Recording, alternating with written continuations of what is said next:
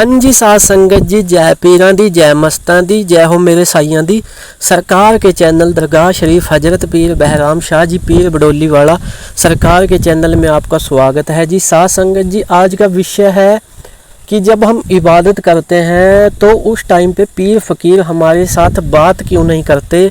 जब हम इबादत पर बैठते हैं, हम कर्म करने बैठते हैं, उस अल्लाह ताला परमात्मा का नाम जपने बैठते हैं, तो वो परमात्मा पीर फ़कीर हमसे बात क्यों नहीं कर पाता।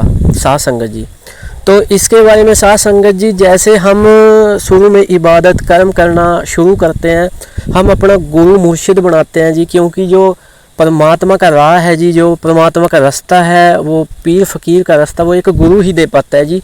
जब हम गुरु पीर से, हम अपने मुर्शिद से नाम शब्द लेके हम उसकी इबादत करते हैं जी, कर्म करते हैं, सबसे पहले वो कर्म जी हमारे हमारे अंदर विकार होते हैं जी, उनको धोता है जी। हमारे शरीर की साफ़ सफाई होती है जी, हमारी आंखों की सफाई होती है जी। वो मुर्शिद, वो गुरु हमें उस काबिल बनाता है कि हमें पीर फ़कीरों के दर्शन हो सकें, हमारी आंख बन पाए, हमारे अंदर उनका वास हो सके जी। तो साध संगत जी, आज के टाइम में कोई इतनी इबादत नहीं करता, इतना कोई सुच्चम से लगा लो, सही तरीके से कोई इबादत नहीं कर पाता। मुर्शिद के गुरु के रास्ते पे बहुत ही कम लोग होते हैं चलने वाले साध संगत जी। तो जब हम सेवा करते हैं जी, हम कर्म करते हैं, हम गुरु मुर्शिद से नाम लेके जी हम इबादत करते हैं, इबादत में बैठते हैं जी, तो जब परमात्मा हमारे करीब आता है जी, तो सबसे पहले कहते हैं कि परमात्मा हमारे बूहे चौखट पे खड़ा हो जाता है जी, पीर फ़कीर चौखट पे खड़ा हो जाता है जी। तो वो सबसे पहले देखता है जी जो इंसान इबादत कर रहा होता है, क्योंकि इबादत जुबान से करनी अलग है जी, मन से करनी अलग होती है, दिल से करनी अलग होती है।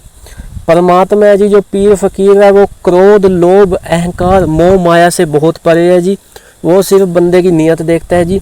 जब इंसान इबादत करता है तो परमात्मा उसके बूहे पे, उसके दरवाजे पे खड़ा हो जाता है जी, पीर फ़कीर आके। तो वो देखता है कि मेरा जो सेवक है वो इबादत तो कर रहा है, पर वो कहीं ना कहीं क्रोध लोभ अहंकार मोह माया में फंसा हुआ है। उसके आसपास तो क्रोध लोभ मोह अहंकार बैठे हुए हैं। तो परमात्मा वहीं से पीछे मुड़ जाता है जी। आता ज़रूर है जी, पीर फ़कीर आते ज़रूर हैं देखने, उनके मोक्किल लगा लो, ठीक है जी, उनके सेवक लगा लो, उनके दूत लगा लो, वो आते ज़रूर है कि हमारा बंदा कौन इबादत पे बैठा है, कौन उस रब की बंदगी में लीन है जी, वो देखने आते हैं जी। तो आगे उनको दिखता है कि बंदा हमें अपने मतलब के लिए पूज रहा है, हमें मतलब के लिए बुला रहा है, तो परमात्मा है जी वो पीछे हो जाता है जी। तो साध संगत जी, इस तरीके से, इस कारण से पीर फ़कीर जो परमात्मा है जी, इबादत करते समय हमसे बात नहीं कर पाते जी, क्योंकि परमात्मा का रास्ता बहुत लंबा है जी। परमात्मा को पाना आसान भी नहीं है और इतना मुश्किल भी नहीं है। पीर फ़कीर को पाना इतना आसान भी नहीं है साध संगत जी, मुश्किल भी नहीं है। तो जब इंसान ये लेवल पार कर लेता है, क्रोध लोभ अहंकार मोह माया से परे हो जाता है जी, ये नहीं है कि अपनी गृहस्थी ना जिए, गृहस्थ में रह के भी इंसान है जो वो पीरों की सेवा कर सकता है, परमात्मा को पा सकता है जी। पर उसे इतना लालच नहीं होना चाहिए कि वो लालच में ही डूबा रहे, वो क्रोध ही उसको इतना हो, उसका खुद पे काबू ना हो, उसकी नफ्स ना मरी हो, उसका शरीर पाक पवित्र ना हुआ हो, उसके मन में पैसों का ही लालच हो, वो क्या बंदगी करेगा, क्या वहाँ पे पीर फ़कीर परमात्मा खड़ जाएगा जी आके। तो इस वजह से पीर फ़कीर देवी देवता परमात्मा हमारी बंदगी को देखकर आता ज़रूर है जी हमारे पास।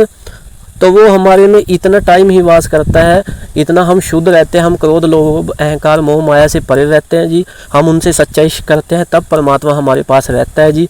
जब परमात्मा को लगता है कि ये तो लोभ अहंकार लालच में बुरी चीज़ों में ही फंसा पड़ा है, तो परमात्मा जी हमारे चौखट से रूठ जाता है जी, चला जाता है जी। तो फिर हमारे जीवन एक नरक के समान बन जाता है साध संगत जी। तो आशा करते हैं आपको ये वीडियो अच्छी लगी होगी। आप किसी विषय में वीडियो चाहते हैं हमसे, तो हम वो भी वीडियो लेके आएंगे, आप हमें कमेंटों के जरिए बता सकते हैं। जय पीरां दी, जय मस्तां दी, जय हो मेरे साइयां दी। सरकार सबका भला करे जी।